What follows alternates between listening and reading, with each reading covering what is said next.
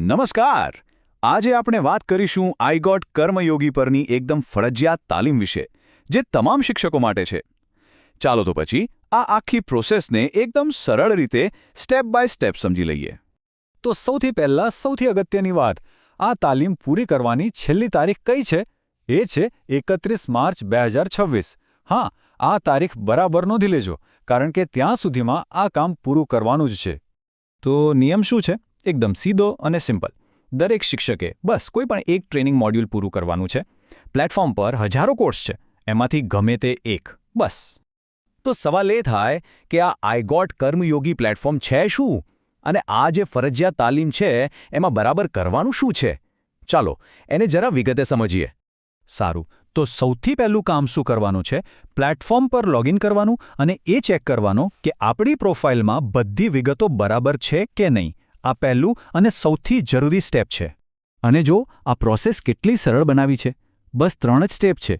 સૌથી પહેલાં iGotKarmayogi.gov.in website ખોલવાની. પછી આપણો જે રજિસ્ટર્ડ મોબાઈલ નંબર છે એ નાખીને જે OTP આવે એનાથી લોગિન કરી લેવાનું. અને છેલ્લે બસ એક નજર પ્રોફાઇલ પર નાખી લેવાની. બધું બરાબર છે? સરસ. જો કંઈક સુધારવા જેવું લાગે તો ત્યાં જ એને અપડેટ કરી દેવાનું. બસ આટલું જ.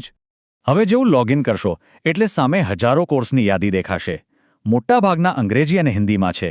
એટલે સ્વાભાવિક છે કે મનમાં સવાલ થાય કે ભાઈ, આટલા બધા કોર્સમાંથી આપણે કયો કરવો? એવો કયો કોર્સ છે જે ફટાફટ પૂરો પણ થઈ જાય અને આપણી પોતાની ભાષામાં હોય? તો આ કન્ફ્યુઝન દૂર કરવા માટે એક સીધો અને સરળ રસ્તો બતાવવામાં આવ્યો છે. એક કોર્સ છે જેનું નામ છે વાદળ ફાટવું. હવે આ જ કોર્સ કેમ? એના 2 જોરદાર કારણો છે. પહેલું, આ કોર્સ એકદમ નાનો અને સમજવામાં બહુ જ સહેલો છે. અને બીજું, જે સૌથી અગત્યનું છે, એ આપણી માતૃભાષા એટલે કે ગુજરાતીમાં છે. એટલે એનાથી વધુ સારું શું હોઈ શકે? ઓકે, તો કોર્સ પસંદ કરી લીધો, પણ હવે એને પૂરો કરવાના અમુક નિયમો છે જે જાણવા ખૂબ જરૂરી છે.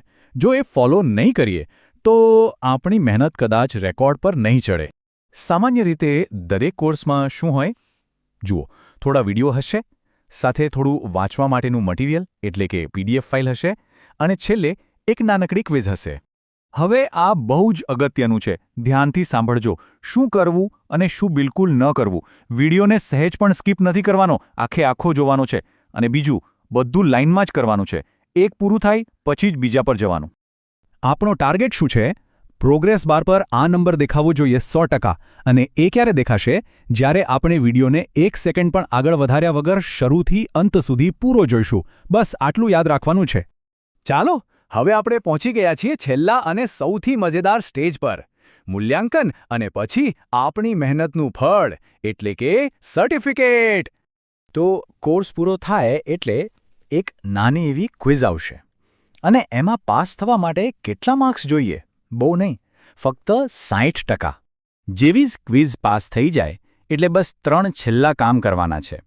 ક્વિઝમાં 60% કે વધુ માર્ક્સ લાવો. પછી પ્રોફાઇલમાં માય લર્નિંગ સેક્શનમાં જાઓ અને ત્યાંથી તમારા કોર્સનું PDF સર્ટિફિકેટ ડાઉનલોડ કરી લો. એકદમ સરળ. અને હા, આ સર્ટિફિકેટ ખાલી એક કાગળનો ટુકડો નથી. એ એક ઓફિશિયલ ડોક્યુમેન્ટ છે જે સર્વિસ બુકમાં અને બીજા ઓફિસના કામમાં ખૂબ જ કામ લાગશે. એટલે એને સાચવીને રાખવું.